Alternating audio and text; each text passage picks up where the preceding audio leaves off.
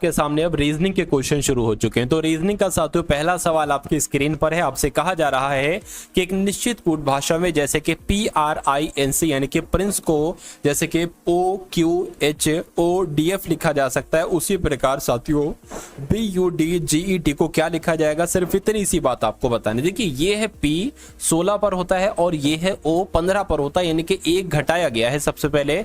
उसके बाद R 18 पर होता है, Q 17 पर होता है, फिर से साथियों एक घटाया गया है। उसके बाद I 9 पर होता है साथियों और ये 8 पर होता है, फिर से यहाँ पर साथियों एक घटाया गया है। और उसके बाद देखिए N 14 पर होता है, O 15 पर होता है, यानी कि अब एक बढ़ा दिया गया है। और C से D यानी कि एक बढ़ाया गया, ठीक है ना। और E से साथियों F हुआ है, यानी कि एक बढ़ा गया। यानी कि शुरू के 3 में तो एक एक एक घटाया जा रहा है, लेकिन शुरू के 3 लेटर अंत के 3 लेटर में 3 3 3 1 1 1 बढ़ाया जा रहा है।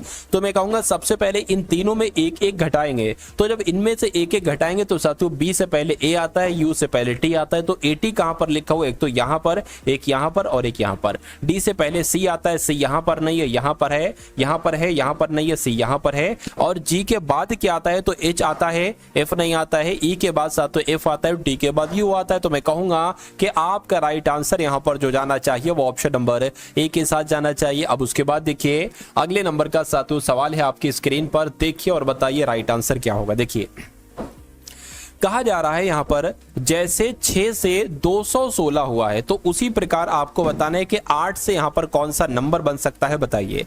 देखिए जब हम यहां पर साथियों बात करते हैं क्या कि 6 का क्यूब कितना होता है, 6 गुणा 6 गुणा 6, यानी कि 6 चंग 36 हो जाएगा। तो जब साथियों 36 की आप गुणा करेंगे 6 से तो 6 चंग 36 हो जाएगा और 6 3 18 यानी कि 21 हो जाएगा। तो मैं कहूंगा कि अगर हम साथियों इसका क्यूब कर देते हैं तो हमें ये संख्या मिल जाती है। उसी प्रकार अगर हम 8 का क्यूब करते हैं तो क्या नंबर आता है, मैं कहूंगा साथियों तो 512 आता है। तो आपका राइट आंसर यहां पर जो होगा वो 512 के साथ जाएगा। चलिए भाई उसके बाद देखिए नेक्स्ट नंबर का सवाल है साथियों आपकी स्क्रीन पर, देखिए और मुझे बताइए कि आपका राइट आंसर क्या है।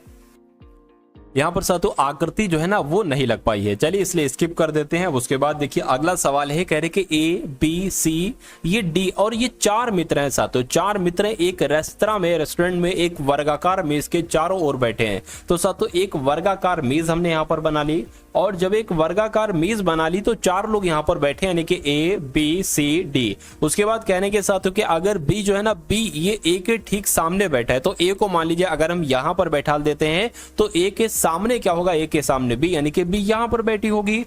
उसके बाद कहने के D के विकर्णत, क्या साथियों D के विकर्णत सामने बैठा है, किसके लिए कहा जा रहा है, B के लिए कहा जा रहा है। B जो है ना B ये A के ठीक सामने है और D के विकर्ण सामने बैठा है, यानी कि साथियों B और D ऐसे बनेंगे, ये विकर्ण होता है, विकर्ण यही तो कहलाया जाता है। तो विकर्ण के सामने बैठा हुआ है साथियों D। उसके बाद कह रहे हैं तो C के सामने कौन बैठा है, देखिए A भी हो गया, B भी हो गया, D भी हो गया, बचा कौन C, तो C यहां पर बैठ जाएगा। और कह रहे हैं C के सामने कौन है, तो C के अच्छा C के सामने कहा जा रहा है, विकर्ण थोड़ी ना कहा जा रहा है। तो C के साथियों सामने कौन है, C के सामने D है। तो मैं कहूंगा C के सामने कौन बैठा है, D बैठा है, इसलिए आंसर आपका D हो जाएगा। जैसे कि यहां पर कहा गया था ना कि A के सामने B है तो हमने B बैठा दिया था। चलिए तो कुल मिला के आंसर चाहिए था, आंसर आपको मिल चुका है। उसके बाद देखिए अगला सवाल है आपकी स्क्रीन पर, बताइए। अब यहां पर अगर बात करें VOLLEY को WPMMIZ लिखा जाता है और DON को EPO लिखा जाता है, तो उसी कूट भाषा में डेस्टिनी को यानी कि DENSIT को साथियों क्या लिखा जा सकता है, मुझे बताइए। देखिए यहां पर अगर साथियों हम लोग बात करें, अच्छा ऐसे करें जैसे D का कोड क्या होगा, D का कोड साथियों E हो जाएगा, E लिख लिया। E का कोड क्या हो जाएगा, E का कोड साथियों ये I हो जाएगा, ठीक है ना। तो यहां पर अच्छा देखिए क्या है लिखा हुआ है, E लिखा है ना, तो E का कोड आपका क्या हो जाएगा, ई का कोड यहां पर लिखा है आई, तो यहां पर आई आना चाहिए, लेकिन किसी भी ऑप्शन में आई नहीं आना है, यानी कि इसलिए ये लॉजिक हमारा नहीं लग रहा है। कोई और लॉजिक लग रहा है, उसको भी देख लेते हैं। जैसे कि V से यहां पर साथियों W हुआ है, अरे भाई V 22 पर होता है, W 23 पर होता है, O 15 पर होता है, P 16 पर होता है, यानी कि एक बढ़ाया। उसके बाद साथियों फिर से यहां पर एक बढ़ाया, L के बाद MM है यानी कि फिर से एक बढ़ाया, यहां पर भी एक बढ़ाया, यहां पर भी एक बढ़ाया। तो मैं कहूंगा साथियों यहां पर अगर साथियों बात करें, अच्छा यहां पर एक नहीं बढ़ाया गया, ई से साथियों आई हो गया यानी कि 4 बढ़ाया गया, यहां पर 1 बढ़ाया गया, कोई दिक्कत नहीं। डी से साथियों ई हो गया है यानी कि बिल्कुल साथियों कितना बढ़ाया गया है, 1 बढ़ाया गया है। और ओ से साथियों पी हुआ है, 1 बढ़ाया गया। एन से यहां पर ओ हुआ है, 1 बढ़ाया गया। तो मैं कहूंगा इसमें भी 1 1 1 ही बढ़ाया जा रहा है। अब डी के बाद क्या आता है साथियों, एफ आता है, ठीक है। ई के सॉरी डी के बाद ई आ जाएगा, ई के बाद साथियों एफ आ जाएगा, एन के बाद ओ आ जाएगा। तो ई एफ ओ कहां पर लिखा हुआ, ई एफ ओ यहां पर है, यहां पर है, यहां पर है, यानी कि 3 ऑप्शन में साथियों ई एफ ओ है। चलिए उसके बाद एस की अगर बात करें साथियों, अंत में क्या आता है, एस के बाद टी आता है, आई के बाद क्या आता है साथियों, जे आता है, ठीक है ना। और टी के बाद क्या आता है साथियों, टी के बाद यू आता है और जेड आता है। तो ऐसा कहां पर लिखा हो, ऐसा तो मुझे सिर्फ और सिर्फ ऑप्शन नंबर ए में देखने को मिल रहा है, ठीक है ना। ये देखिए, ये ई के बाद ये हो सकता हो साथियों एफ हो, क्या हो, एफ हो, क्योंकि सभी में तो 1 1 बढ़ रहा है, तो इसमें भी साथियों 1 1 1 ही बढ़ेगा। उस संख्या की पहचान करें जो निम्न श्रृंखला से संबंधित नहीं, यानी कि एक नंबर आपको यहां पर गलत है जो रूल के अकॉर्डिंग नहीं है, उस नंबर का आपको चयन करना है। सबसे पहले 18 आया है, उसके बाद 27 आया है, उसके बाद 35 है और उसके बाद 45, उसके बाद साथियों 54। आपको बताने कि यहां पर रूल से हटी हुई साथियों कौन सी संख्या। तो देखिए 18 से 27 हुआ यानी कि यहां पर 9 बढ़ा है, कितना बड़ा है साथियों, यहां पर 9 बढ़ा है। 27 से यहां पर 35 हुआ है, तो मैं कहूंगा साथियों कितना बड़ा है, 28 बड़ा है, ठीक है। सॉरी 8 बड़ा है, ठीक है। अब 35 से यहां पर हुआ है तो मैं कहूंगा 10 बड़ा है, कितना बड़ा है साथियों, 10 बड़ा है। अब 45 से 54 हुआ है तो मैं कहूंगा 9 बड़ा। अच्छा यहां पर 9 बढ़ रहा है, यहां पर 9 बढ़ रहा है, ऐसा तो नहीं कि अगर हम यहां पर भी 9 बढ़ाए, क्योंकि ज्यादातर किसका कौन सा नंबर ज्यादा है, 9 9 ज्यादा। तो मैं कहूंगा अगर हम यहां पर साथियों 9 बढ़ाते हैं, 27 में अगर हम साथियों 9 लगाते हैं तो यहां पर 36 आता है। और फिर अगर हमें 36 में भी साथियों 9 बढ़ाना हो तो हमें 45 मिल जाएगा, और 45 में 9 बढ़ाए तो हमें 54 मिल जाएगी। यानी कि यहां पर सिर्फ अगर हम +8 की जगह +9 कर देते हैं तो यहां पर हमें 36 मिल जाएगा, और फिर हमें 36 से 45 बनाने के लिए 10 नहीं बल्कि 9 प्लस करना पड़ेगा। तो यानी कि यहां पर 9, यहां पर 9, यहां पर 9, यहां पर 9 आ चुका है और हमें राइट आंसर भी मिल चुका है। तो मैं कहूंगा कौन सा संबंधित नहीं है, 35 वाला संबंधित नहीं, इसकी जगह पर क्या आएगा, 36 आएगा। तो कुल मिला के मैं कहूंगा साथियों कि आंसर आप लोग बहुत अच्छे तरीके से, जो कॉन्सेप्ट लगा हुआ है बहुत अच्छे तरीके से साथियों आप समझ चुके होंगे। उसके बाद देखिए कहने कि यदि समायरा मेरे पिता की माता के इकलौते पुत्र पुत्री है, क्या लिखा हुआ है साथियों, यहां पर कहा जा रहा है कि यदि समायरा मेरे पिता की माता के इकलौते पुत्र की पुत्री। अब यहां पर साथियों की आना चाहिए, क्या बीच में क्या आना चाहिए, बीच में की आना चाहिए, पुत्र की पुत्री है। तो समायरा का मुझसे क्या संबंध है, यानी कि मैं क्या कहूंगा समायरा को, ठीक है ना। आप मान लीजिए साथियों आप यहां पर हैं, यानी कि यदि समायरा मेरे पिता की, अब यहां पर मान लीजिए ये आप हो गए, ठीक है, ये आपके पिताजी हो गए, ये आपके पिताजी हो गए, और कह रहे हैं कि मेरे पिता की माता, मेरे पिता की माता कौन होगी साथियों, आपकी दादी हो गई, ठीक है ना। आपकी दादी के इकलौते पुत्र, आपकी दादी के इकलौते पुत्र आपके पिताजी ही होंगे।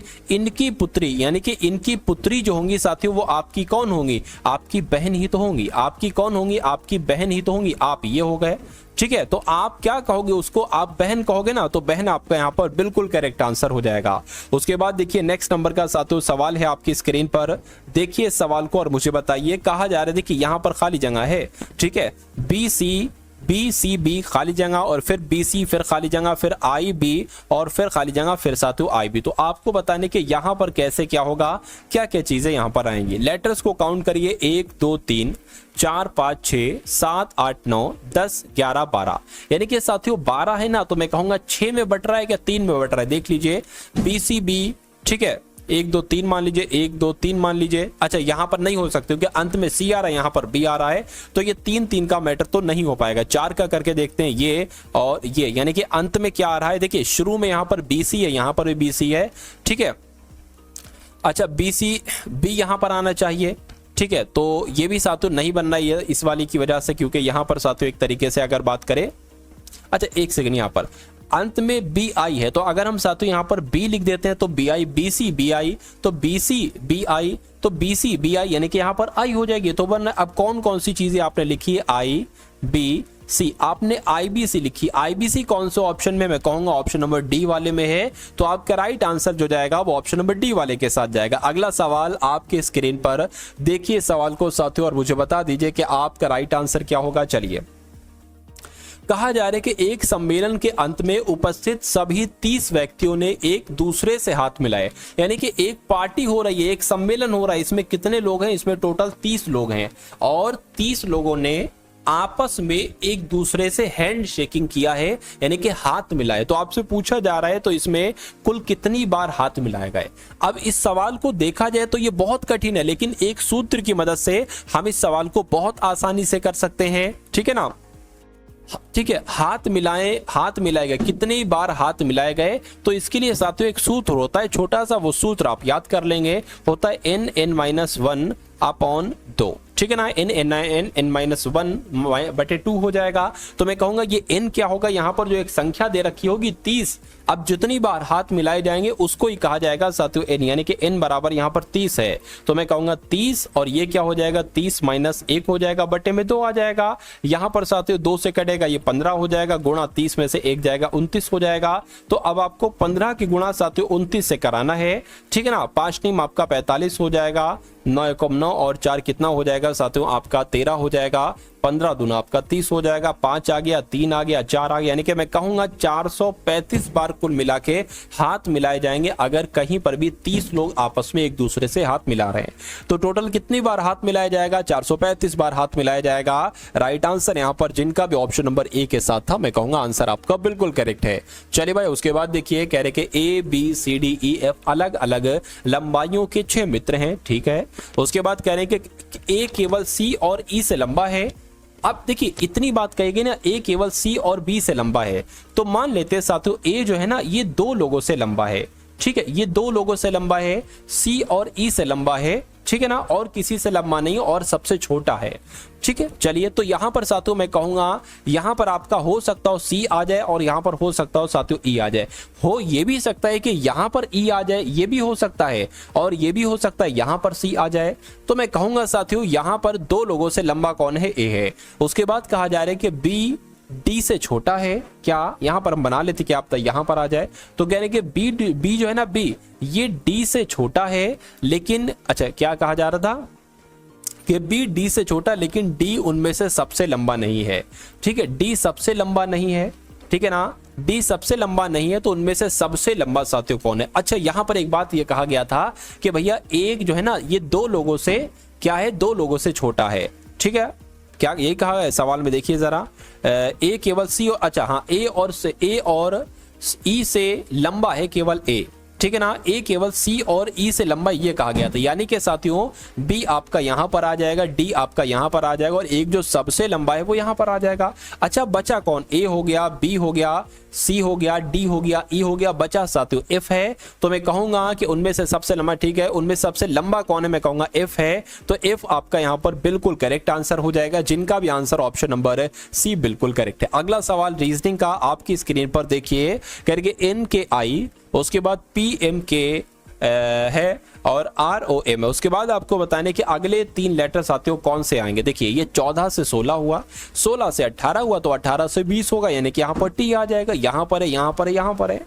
के 11 पर होता है, एम 13 पर होता है, ओ 15 पर, यानी कि यहाँ पर 17 बोले तो क्यू आ जाएगा, क्यू आपका सिर्फ और सिर्फ यहाँ पर है। उसके बाद साथियों आई 9 पर होता है, के 11 पर होता है, एम 13 पर, 14 15, यानी कि यहाँ पर ओ आ जाएगा। तो जिनका भी आंसर यहाँ पर ऑप्शन नंबर सी के साथ है बिल्कुल करेक्ट है। इस क्वेश्चन को तो अभी हम लोग देख चुके हैं।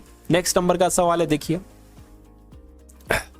अगर इसकी साथियों बात करते हैं, डिक्शनरी वाला ये क्वेश्चन है एक तरीके से, जैसे कि आपको बताना है कि सबसे पहले कौन आएगा, उसके बाद कौन आएगा, उसके बाद और फिर उसके बाद कौन आएगा। देखिए कहने के पी ओ लिखा हुआ है, तो ओ 15 पर होता है, आई 9 पर होता है, तो सबसे पहले तो ये आएगा, उससे पहले साथियों ई वाला आएगा, लेकिन उससे पहले ए वाला आएगा, पी ए यानी कि 5 सबसे पहले आ जाएगा, और उसके बाद साथियों ये वाला आएगा, यानी कि 5 और 3 आ गया, और उसके बाद साथियों ये आई वाला आ जाएगा, यानी कि 2 आ गया, और फिर उसके बाद पी ओ यहाँ पर भी, पी ओ यहाँ पर भी है, लेकिन ई वाला पहले है, यानी कि 4 और फिर आएगा 1। तो मैं कहूंगा 532 41 कहां पर लिखा हुआ है, 532 41 तो आपका साथियों कहां पर लिखा, अच्छा यहां पर लिखा हो भाई, कहां पर लिखा हो, यहां पर लिखा हो 541 और 532 और 41। उसके बाद देखिए नेक्स्ट नंबर का सवाल है आपकी स्क्रीन पर, इस सवाल को देखिए और मुझे बताइए। यहां पर साथियों फिर से पिक्चर नहीं लग पाई है, इसलिए इसको स्किप कर देना होगा। चलिए भाई, उसके बाद देखिए कह रहे हैं कि KING को 101281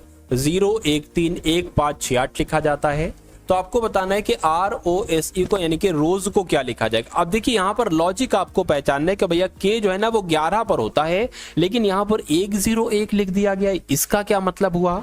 उसके बाद I 9 पर होता है, लेकिन यहाँ पर ये सब कैसे चीजें चल रही हैं साथियों, ये आपसे यहाँ पर पूछा जा रहा है, मुझे बताइए। चलिए तो यहाँ पर अगर बात करें मेरे हिसाब से, देखिए K होता है आपका 11 पर, यहाँ पर एक 11 से पहले वाला नंबर ले लिया 10 और एक नंबर ले लिया 11 के बाद वाला, ये 9 I होता है साथियों आपका 9 पर। तो यहाँ पर 9 से पहले वाला एक नंबर ले लिया 8 और 9 के बाद वाला एक नंबर ले लिया।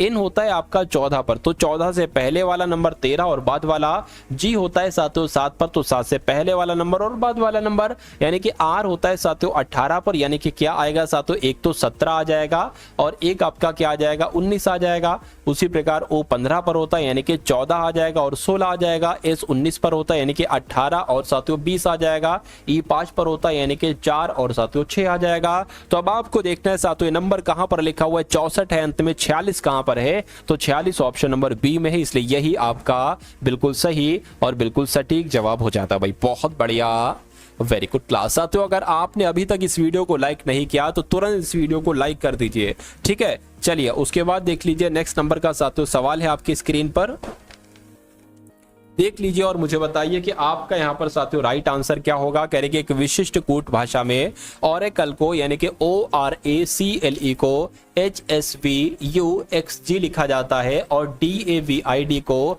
BVJFB लिखा जाता है, तो VIDEO को क्या लिखा जा सकता है, मुझे बताइए। चलिए देखिए यहां पर अगर साथियों हम लोग बात करें, थोड़ी सी अगर आप ध्यान दीजिए, क्या थोड़ा सा भी अगर आप साथियों ध्यान देंगे, देखिए मुझे ऐसा लग रहा है कि ऐसा तो नहीं भाई, V का कोड यहां पर आपको दिख रहा है, V का कोड साथियों ये है यानी कि V का कोड J है, तो J यहां पर आ रहा है, बिल्कुल आ रहा है 3 ऑप्शन में, ठीक है। I की अगर बात करते हैं, I का कोड क्या है, देखिए I का कोड साथियों F है, तो J के बाद F आ रहा है, ठीक है, तो J हो गया, F हो गया, ठीक है। उसके बाद अगर बात करते हैं साथियों D की, तो D का कोड जरा देखिए, मुझे बताइए, D का कोड साथियों B है, तो B, तो JFB कहां पर आ रहा है साथियों, JFB ऑप्शन नंबर है A में आ रहा है, तो ये क्या होगा, ये आपका बिल्कुल करेक्ट आंसर हो जाएगा। तो अब साथियों आपके सामने यहाँ पर मैथ के क्वेश्चन आ चुके हैं। मैथ के क्वेश्चंस को देखिए, सभी के सभी साथियों मैथ के टॉप लेवल के क्वेश्चन है।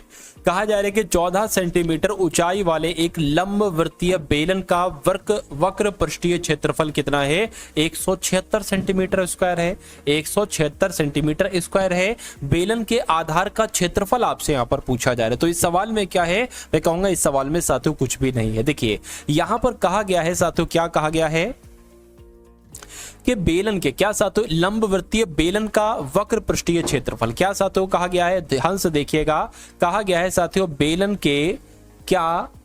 के वक्र पृष्ठीय क्षेत्रफल की जो बात की गई वो यहाँ पर साथियों 176 बताया गया है। और बेलन के वक्र पृष्ठीय क्षेत्रफल का सूत्र क्या होता है, मैं कहूंगा 2 पाई RH होता है, 2 पाई RH होता है, यानी कि 2 पाई RH बराबर कितना है, 176 होता है। यहाँ पर हमें पता क्या निकालना है, यहाँ पर हमें R की वैल्यू निकालना है, क्योंकि बेलन के आधार के क्षेत्रफल में R की जरूरत पड़ती है, क्योंकि बेलन के आधार का क्षेत्रफल का सूत्र होता है साथियों पाई R स्क्वायर। तो यहाँ पर पाई तो हम बता सकते हैं 22/7 है, लेकिन R नहीं पता है हमें, इसलिए सबसे पहले बेलन के वक्र पृष्ठीय क्षेत्रफल की मदद से हम R का मान निकालेंगे। तो यहाँ पर साथियों 176 हो गया, ये क्या हो गया 2 लिख दिया, पाई की वैल्यू 22/7 आ गई, R नहीं पता है, R निकालना है। और H कितना है साथियों, यहाँ पर अगर बात करते हैं साथियों हाइट की कितनी बात की गई है, तो ये साथियों आपके 14 सेंटीमीटर बताया गया, तो यहाँ पर आपका 14 आ जाएगा, 7 एकम 7, 7 दूना 14 हो जाएगा। अब देखिए साथियों,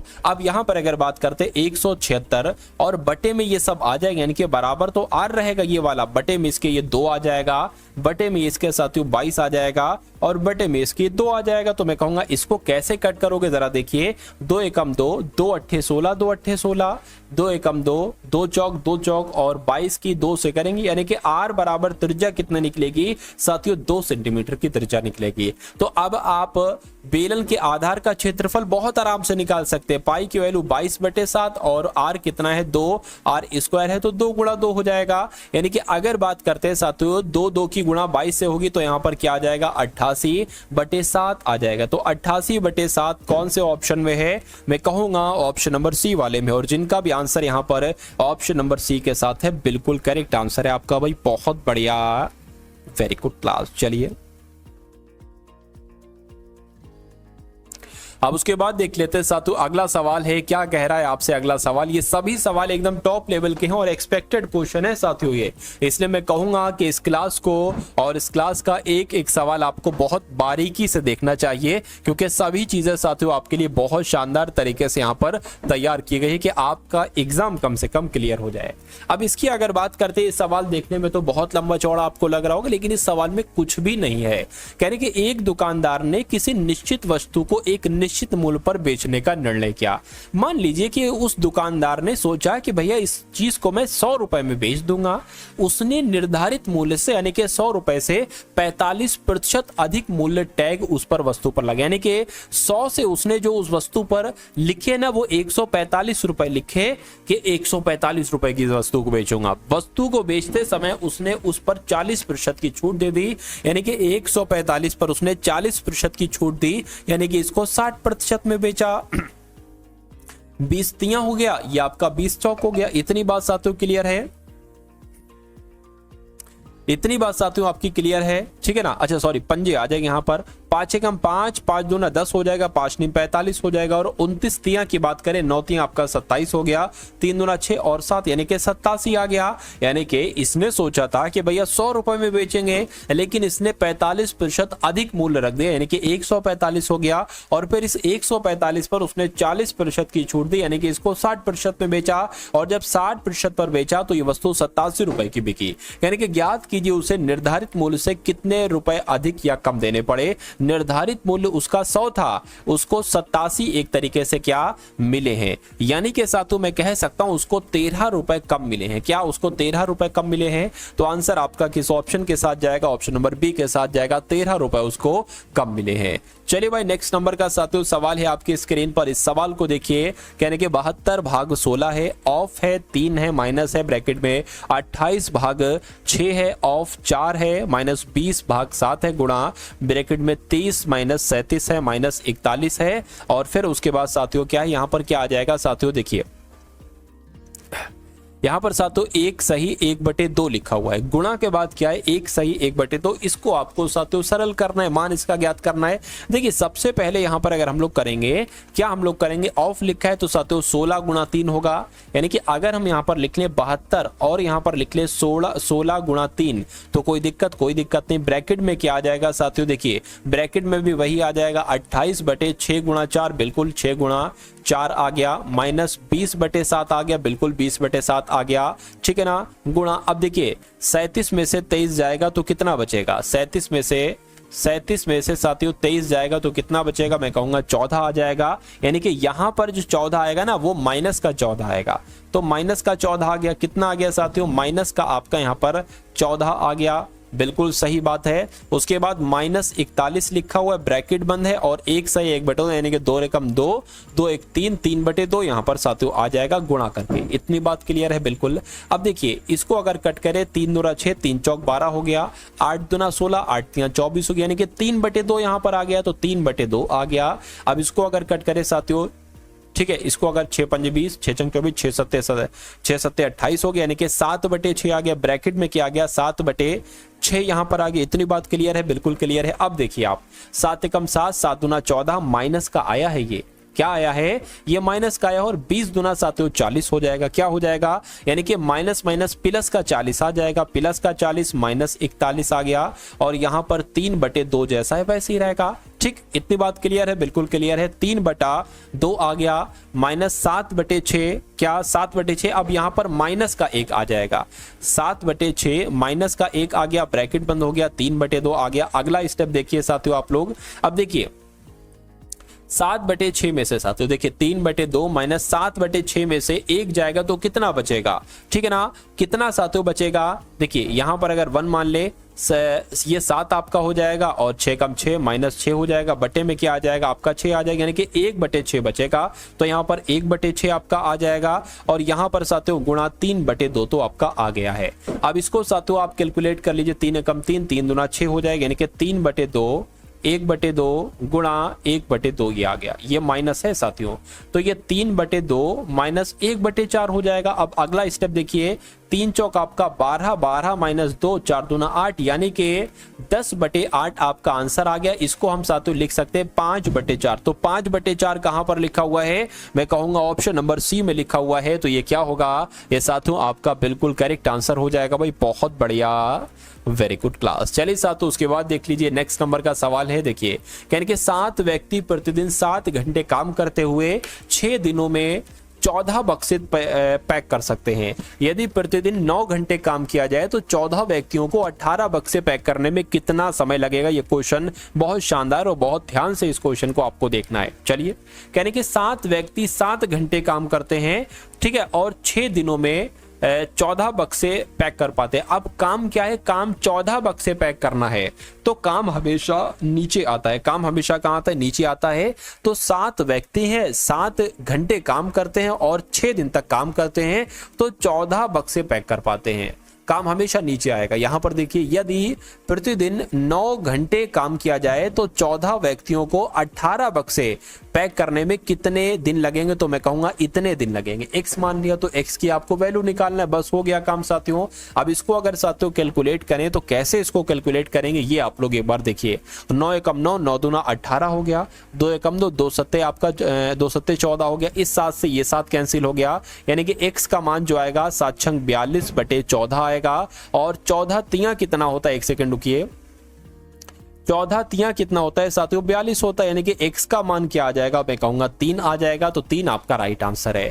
यानी कि कहने का मतलब यह है कि 7 व्यक्ति प्रतिदिन 7 घंटे काम करते हुए 6 दिनों में 14 बक्से पैक करते हैं। तो यदि प्रतिदिन 9 घंटे काम किया जाए तो 14 व्यक्तियों को 18 बक्से पैक करने में 3 दिन का समय लगेगा। तो इस प्रकार जिनका आंसर यहाँ पर ऑप्शन नंबर बी था, मैं कहूंगा आंसर आपका साथियों बिल्कुल करेक्ट था। चलिए भाई, अब उसके बाद देखिए आज के इस वीडियो का अंतिम क्वेश्चन आपकी स्क्रीन पर है। कह रहे कि अगर 644 रुपए की धनराशि है, इसको 3 भागों में बांटना है, 1:2, ठीक है, सॉरी 1/2 अनुपात 2/3 अनुपात, ठीक है, अनुपात 3/4। तो कहने के इनके अनुसार में विभाजित करें तो पहला भाग क्या होगा। देखिए अगर साथियों कभी भी ऐसे लिखा हो अनुपात, अगर ऐसे साथियों लिखा हो तो आप इसको सही तरीके से कैसे बनाएंगे, यानी कि A अनुपात B अनुपात C इस शेप में कैसे बनाएंगे।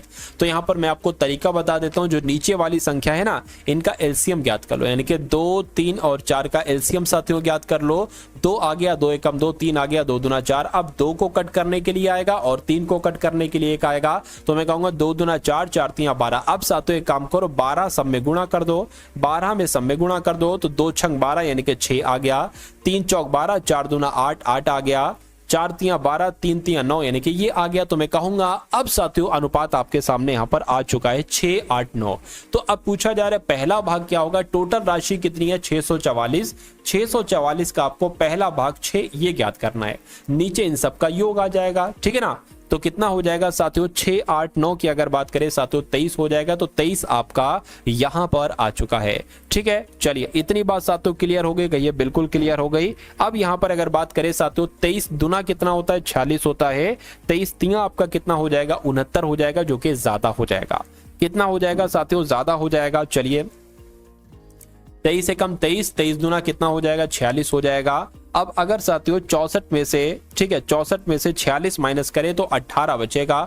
18 ये 4 इसमें लग जाएगा। तो अब अगर साथियों बात करें 184 भाग अगर 23 की बात करें तो ये 8 में कटता है, यानी कि 23 8 कितना हो जाएगा, 184 हो जाएगा। यानी कि 28 गुणा 6 आपको कराना है। तो 28 गुणा 6 कितना हो जाएगा, मैं कहूंगा 168 हो जाएगा, 168 हो जाएगा।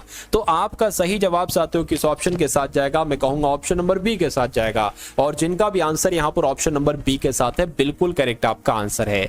तो कैसी लगी साथियों आपको ये क्लास, एक बार कमेंट सेक्शन में आप लोग जरूर बताइएगा।